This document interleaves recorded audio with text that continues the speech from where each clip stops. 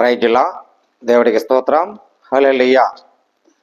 ప్రియమైన బిడ్డలారా, సహోదరులారా, దేవుడి కృప మీకు అందరికీ తోడైన గాక. క్రీస్తు ప్రేమ సహవాసముతో కొనసాగిస్తూ విశ్వాసిస్తూ ఆయన నామములో నడుస్తున్నారని మీ అనుదినంలో ప్రార్థిస్తాం. మీ కొరకు మీ కుటుంబాల కొరకు ప్రార్థిస్తూనే ఉంటున్నాం. ప్రియమైన బిడ్డలారా, మరి ఈరోజు కొన్ని విషయాలు ధ్యానించాలని, మరి బైబిల్ సారములోను కొన్ని విషయాలు చెప్పాలని ఆశపడుతున్నాను. మా యూట్యూబ్ చూస్తున్నందరూ కూడా పేరును కూడా వందనాలండి. లైక్ చేయండి, షేర్ చేయండి, సబ్స్క్రైబ్ చేసి అనేక జన్మలు కూడా పంపించండి. యేసుక్రీస్తు ఈ లోకానికి నిన్ను నన్ను ప్రేమించడానికి వచ్చాడు. మరి ఇందులోనూ కొన్ని ధ్యానించాలని ఆశపడుతున్నాను. చిన్న ప్రార్థన చేసుకుని వాక్యం వెళ్ళిపోతామండి. పరిశుద్ధమైన ప్రేమగల తండ్రి, కృపగల దేవా, నీ స్తోత్రాలు అయ్యా. మీరు నాతో మాట్లాడి ప్రభా, వాక్యముతో ధ్యానిస్తుండగా అనేక బిడ్డలు కూడా మార్పు, సమాధానంగా, ఐక్యతగా దయచండి. నీ సహాయం, నీ ఆస్తుడు, దీవులు, మహిమలు, ఘనత, ప్రభావముల కార్యము దయచమని క్రీస్తు యేసు పరిశుద్ధాత్మ పేట పెట్టుకున్న పరమ తండ్రి, ఆమె. ప్రజలండి, అందరికీ వందనాలు. మరి ఈరోజు ప్రాముఖ్యమైనది మీ ముందుకు వచ్చే మాట్లాడిపోయే అంశం, అబద్ధములాడితే ఏమి జరుగుతుంది? అబద్ధము ఆడితే శిక్ష తప్పదు. శిక్షను మరి ఎంత శిక్ష అంటే మనిషికి ఒక శిక్ష ఉంది. ఆనాడు యేసుక్రీస్తు మరి దేవుడు మాట్లాడితే ఆదాము అవ్వతోని పండు తినద్దంటే మరి ఆ పండు తినదే. దేవుడు చెప్పింది చెప్పాడు. ఏలో తెలియక పాపం చేశారా? తెలీదు, శిక్ష అనుభవించరు. మీకు నరకము అని ఉంటుంది. శిక్ష ప్రతి ఒక్కరికి, మనిషికి శిక్ష మరి అది తప్పదు. ఎందుకనక దేవుడి మాట వింటే ఆ శిక్షను తప్పించడానికి యేసయ్య అన్నాడు. మన శిక్ష మనమే అనిపించుకుంటున్నాం, మన బాధే మనమే అనిపించుకుంటున్నాం. మరి అబద్ధములాడితే శిక్ష అది తప్పదు. అబద్ధమును ఏం చేస్తుందండి? నీ హృదయములో నెమ్మది లేకనే, నీ నెమ్మదిలోను హృదయ ప్రశాంతి లేకనే శిక్షగా నలగొట్టే ఒక మనిషి రూపంలో శరీరములను నీ హృదయములు కుంగి వేదన వచ్చేస్తుంది. ఆనాడు అదే వేదన పడ్డారు. ఆనాడు మరి అవ్వ, ఆదాము. కానీ దేవుడు చెప్పింది వింటే మరి చాలా చక్కగా ఉన్ను. ఈ బైబిల్ కొన్ని విషయాలు చెప్తున్నాను. అబద్ధములాడితే అది శిక్ష తప్పదు. సామెతలను మరి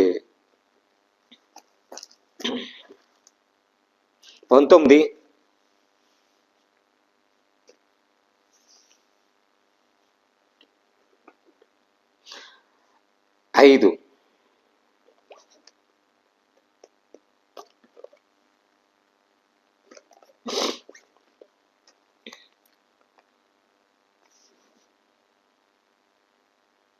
సామెతలు 19:5 కోట సాక్షి శిక్ష నొందకపోడు, అబద్ధములాడువాడు తప్పించుకొనలేడు. కూటమి అంటే అందరి సమూహించే కూటమి. ఈ కూటమిలో ఉన్న ఎక్కడ దుక్కున అబద్ధం వస్తుంది. అబద్ధములాడినవాడు తప్పించుకోలేడు. అనేకులు గొప్పవారు కటాక్షమునకు వెతుకుతున్నారు. అనేక వారు ఏం చేస్తారు? దేవుడి కోసం ఒక కటాక్షం, దేవుని కోసం ఒక దాతకు అందరకు స్నేహితులే. దేవుడిని ఒక స్నేహితుడు ఎలాగొచ్చాడో అందరూ కూడా స్నేహితులు ఉండాలని. భేదవాళ్ళు చుట్టూ వాళ్ళందరూ కూడా మరి చాలామంది అహస్యపడతారు. భేదవాళ్ళని చూస్తే మీరు సులభంగా చూడకండి. భేదవాళ్ళని మన చుట్టుపక్కల ఉన్న అటు వారిని స్నేహం చేయాలి. లేని వాళ్ళు స్నేహం చేయాలి, భేదవారిని స్నేహం చేయాలి. అలాగా నిర్గమైటి మాటలు మనం చాలా చక్కగా మాట్లాడాలి. మరి మన హృదయములను బుద్ధి సంపాదించుకోవాలంటే ఏం చేయాలండి? మన ప్రాణమును మనం కాపాడుకుంటాం. అదే కూటమికి మరి అది అబద్ధములు ఆడితే ఏం చేద్దండి? శిక్ష తప్పదు. శిక్ష అందరికీ మరి నీ హృదయములను సేదు వస్తుంది. సేదు ఎందుకు వస్తుందండి? నీ హృదయములు చెప్పుడు మాటలు వినేసే అబద్ధములు ఆడుట. చాలామంది చెప్పుడు మాటలు వింటున్నారు. ప్రతి భార్య ప్రతి భర్త వినకండి. స్నేహితులు మరి అలాగే ఫ్రెండ్షిప్, ప్రాణ స్నేహితులు ఇలాగా నిర్గమైన మాటలు వెంటాడుతున్నారు. వాళ్ళకి బుద్ధి సంపాదించుకోవాలి, ప్రాణం ఎలా కాపాడుకోవాలో లేదు. కానీ దేవుడు అన్నాడు, ఉపకారి నేను, నీ ప్రాణముని కాపాడు నేను ఉపకారనే, ఏవేక లక్షణం అయిన వరకు నువ్వు మేలు కలుగుతావు. అంటే ప్రజలందరికీ నువ్వు చుట్టుపక్కల ఉన్న బెదవాళ్ళని ఎప్పుడు నువ్వు ప్రేమ చూపించవు, అలాగే ఇవేసనక లక్షణ కలిగిన వారు నువ్వు మేలు కలుగుతావు. కోట సాక్షికి నీకు శిక్ష తప్పదు. కానీ శిక్ష దేనికండి? మన అబద్ధమాడితే శిక్ష వస్తుంది. మన దేవుని ప్రేమించే మనం అనుభవించాలి. దేవుని అనుభవించే బుద్ధిహీనుడిగా నడవాలి. ఇదే దేవుడు కోరుకుంటున్నాడు. నిన్ను నన్ను క్షమించడానికి ఎలా వచ్చాడు? మన గణలైన మనం ఉండాలి. బుద్ధినికి కుమారులకు ఉంటుంది, తండ్రికి మరి ఎలా తెచ్చుకోవాలో పేరు తెచ్చుకోవాలి. తండ్రి నీ కోసం నా కోసం ఒక పేరు సంపాదించాడు. సంపాదించి నాయనా కష్టపడి నువ్వు సంపాదించు, కష్టపడి పని చేసుకో అని చెప్తాడు. ఎందుకని? ఆ శిక్ష మరి తండ్రి అనుభవించుతూ ఉండొచ్చు, మరి తల్లి అనుభవించుతూ ఉండొచ్చు, కానీ ఆ శిక్ష రాకూడదు. ఎందుకంటే మనం అబద్ధం సేదు వస్తుంది. అబద్ధం ఆడకూడదండి. మన క్రైస్తవులు, దేవుని నమ్ముకున్న వాళ్ళు, క్రీస్తు నమ్ముకున్న వాళ్ళు మన సహవాసముతో ఉండాలి. దేవుని వెంబడించాలి, దేవుడి మార్గం నడవాలి.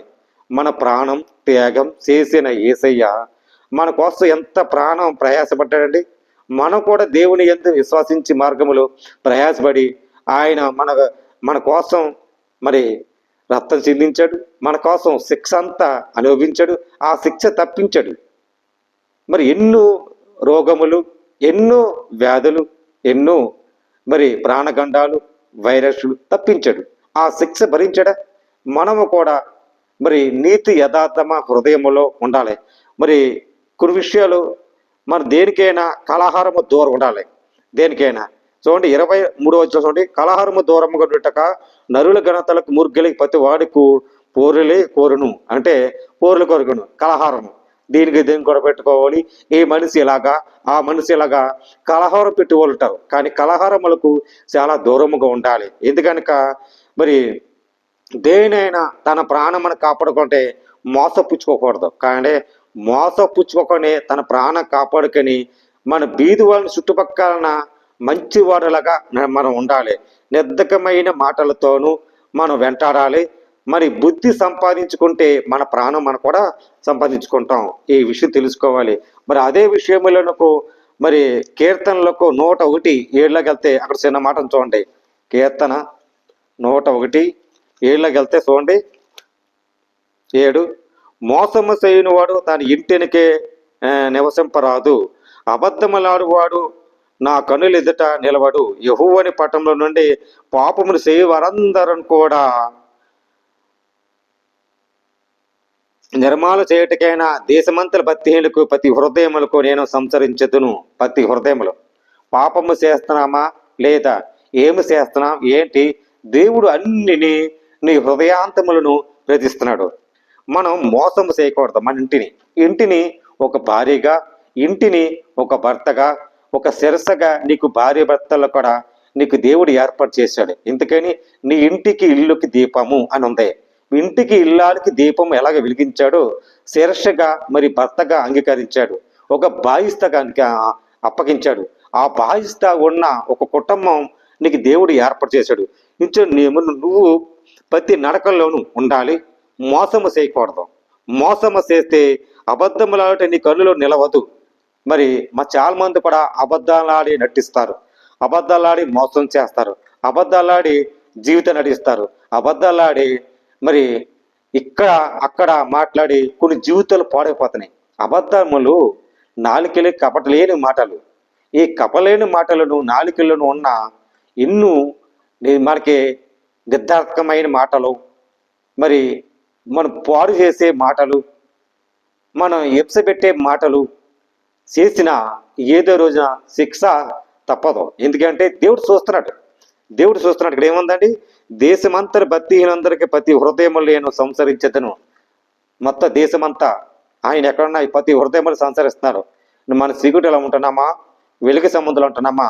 వెలుగు సముద్రంలో నడుతున్నామా, చీకటి సముద్రంలో నడుతున్నామా? క్రీస్తులో ఎంబడుతున్నామా, క్రీస్తులో నడుతున్నామా? క్రీస్తులో సహవాసం ఉంటున్నామా, యేసుక్రీస్తు మాటలు వింటున్నామా, దేవుడి మాటలు వింటున్నామా, మరి మనుషుల మాటలు వింటున్నామా? ఇలాగా ఉండాలి ప్రియమిట్లరా. దేవుడి మార్గంలో మంచి మార్గంలో నడితే నీ ఏం చేస్తాడంటే ప్రతి హృదయములను నీకు ఏ హృదయములో మరి ఎంత మాట అండి, హృదయం ఎంత పరిశుద్ధంగా పరుతాడు దేవుడు. నన్ను ఒక అంగీకరిస్తాడు. మరి అలాగే సీహోనుకు కట్టి ఉన్నాడు ఆయన మహిమ ఒక ప్రత్యక్షను. మరి సీహోను కూడా అక్కడ కూడా మరి ఎంత ప్రత్యక్షం ఇచ్చాడు సీహోను. మరి దేవుని మార్గం నడిచాడు, ఒక కటాక్షం ఇచ్చాడు సీహోను దేవుడు. మనము కూడా మరి దావీదు భక్తుడు మరి ఒక కటాక్షం ఇచ్చాడే, రాజుగా నిలబడ్డాడు దేవుడు, యేసయ్య నిలబెట్టించాడే. మనం కూడా ఒక కటాక్షం నిలబెట్టాడు దేవుడు. కటాక్షం నిలబెట్టి నీకు పచ్చి మార్గం నడిచాడు ప్రియమిటరా. మనం దేవుడి కృప న్యాయము తీర్చినట్టుగా ఉండాలి. దేవుడి కృప మనం ఎప్పుడు నిలబెట్టి ఉండాలి. ఆయన కన్నులు ఉన్న మనం ఉండాలి. దురాశ్రమతో దుష్టత్వములతో ఉండకూడదు. అలాగుంటే మనం ఏం చేస్తామండి, శిక్ష తప్పదు. దేవుడి మార్గంలో ఉండాలి. అప్పుడు కన్నులు ఎదుట దేవుని వైపు చూడాలి. ఆయన సమస్తం చూసినవాడు, ప్రతి హృదయములను ఆయన సంచరించినవాడు. ప్రతి హృదయములను ఆయన పగలైనా సరే, మరి వెలుగు చీకటైనా సరే ఆయన సృష్టించిన వాడు ఆయనే. ఆయన భూమికి ఆకాశం సృష్టించిన వాడు ఆయనే. ఆయన లోపల ఉంటే మనం జీవితకాంతమంతయు దేవుని యెహోవాని స్తుతించటే ఎంత మేలు, ఎంత ఘనత. ఈ విషయం తెలుసుకోవాలి. అబద్ధమాలాడితే శిక్ష తప్పదు, అది నరకము అని వస్తుంది ప్రియమిట్లరా. దేవుని యందు మనం ఉండాలి. అబద్ధము జీవితంలోనూ ఒక్కసారే, కానీ పదే పదే అబద్ధములాడితే దేవుడు శిక్ష తప్పదు. ఈ విషయం తెలుసుకోవాలి. బైబిల్ సారముల్లోనూ మనం దేవుడికి తెలివిచ్చాడు, జ్ఞానం ఇచ్చాడు. నీ పాపములు క్షమించబడి నీ హృదయం పరిశుద్ధంగా బాగు చేశాడు. నువ్వు యథార్థమైన హృదయములు దేవుని అంగీకరిస్తే దేవుడు నీకు పరలోక రాజ్యము, ఆయన వారసులుగా శిష్యులుగా రాజ్యముని అంగీకరిస్తారు. అక్కడ మనకి మరి దేవుడు మేలు చేస్తుంది, అక్కడే మన జరుగుతాయి. ఈ భూలోకంలో ఉన్న మన స్వస్థతం కాదు, పరలోకములను స్వస్థతముగా వెలుగు సంబంధులుగా దేవుడు ఇస్తాడని మరి ఈ వాక్యము జరగబడ్డాయి ప్రియమిట్లరా.